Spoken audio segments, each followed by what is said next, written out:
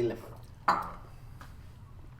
Yeah, and I don't know if you think like me, but what you mentioned earlier, the moments when you really feel alive. I mean, we both have family, the kids has been small, we've been tired, but then when you get to the dojo, when you start doing whatever, sparring, grappling, beating each other up, then you feel alive. It doesn't matter how whatever you do there, if you do it by your heart, you start to feel that, hey, this is it.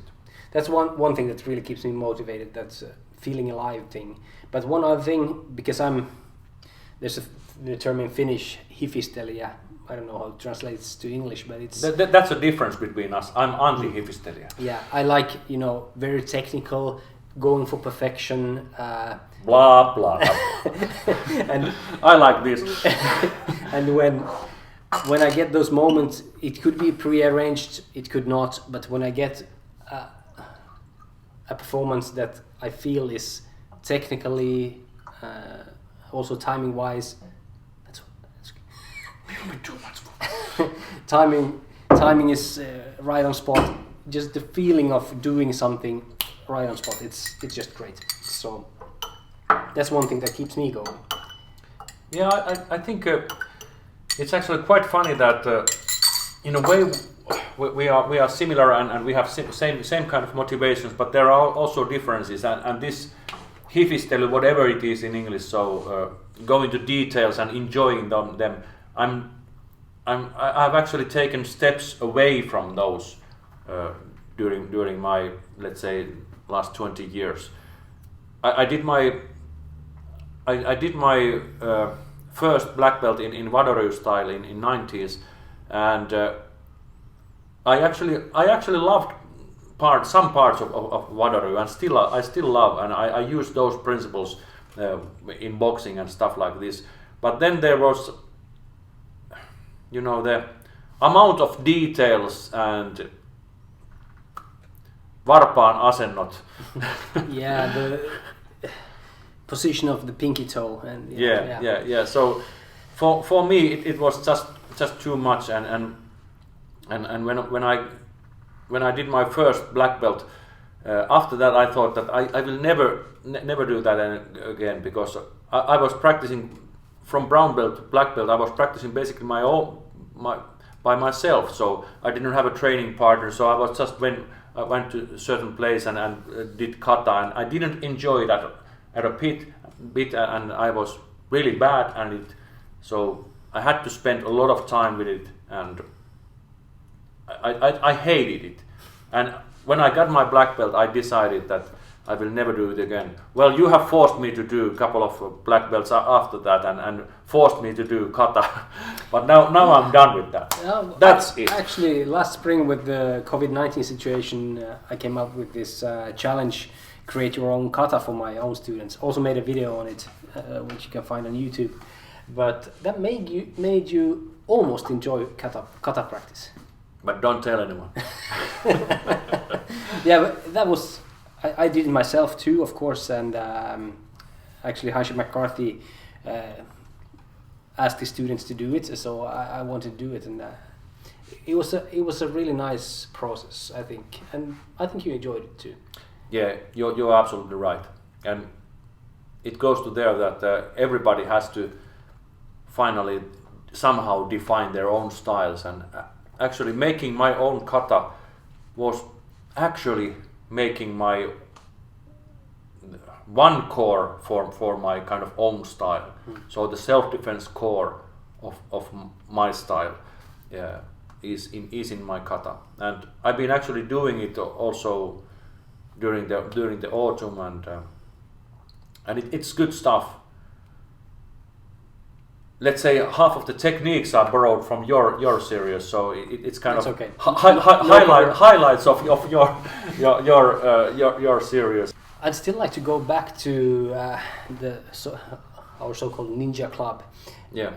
What do you think is the reason it has become such a success? Like you said, it started with just 2 people the first time, and then eventually a few more. But then rumors spread, and now, I mean, normally we're 25, I think, like roughly 20, without the 25, COVID restrictions that we have right now in Finland. But Otherwise, Actually, I have to say that now with the COVID, it has become more popular than ever, and because I have now restriction that if we can practice, only 20 persons can be in dojo.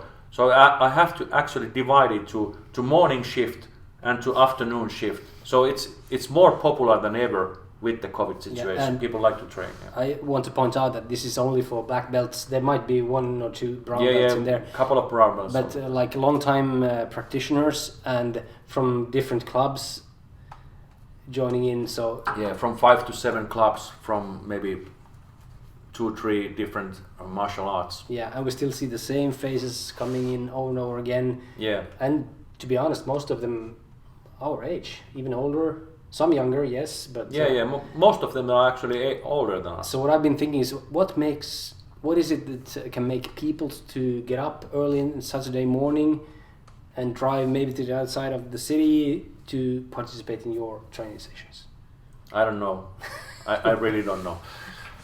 But maybe it's this idea of having fun, idea of not getting nowhere in specific place, or not trying to get any belts, or not preparing to any competition. Just gathering. I think we are actually a strange community. I feel that our Saturday Ninja Club is a community, but it's a temporary community. Everybody comes from their background and from wherever they are coming. They join together. They form a kind of a unity there, or community, and then they split again, and that community vanishes. So it's a temporary community, but I think we feel during that moment kind of a sense of being together. Yeah, something special.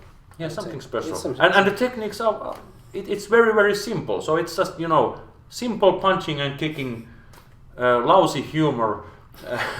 Same jokes, week in, same week joke, out. same. So also my wife is participating there, and she's a very good karateka, but she just don't want to hear any more those same jokes. But everybody else wants to. Yeah, I think hear that's the same one jokes. reason people keep coming, because yeah. But so it's why it's so popular. Of course, one part is the humor part, one part is the community part. But I think also techniques might be somehow involved. If we just do simple stuff and focus on the basic issues, there is something that it's easier. It might be easier to get that kind of good karate feeling with the simple techniques, because if you do long series or difficult techniques, your focus is actually somewhere else than in the. But of course, if I could copy this idea and say why this simple practice with the bad jokes, why it's the most popular practice with the black belts in Finland. Of course, if I would know the formula, I would be a millionaire, because there's a need for this.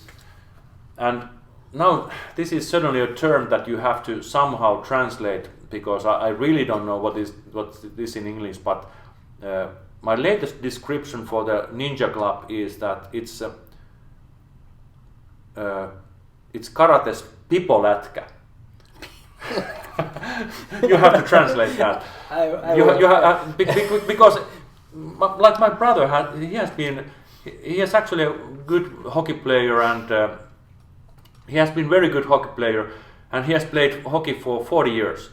And now he's doing this, he's actually doing the same Ninja Club what we are doing. He's doing still ice hockey with the former NHL players and stuff like these.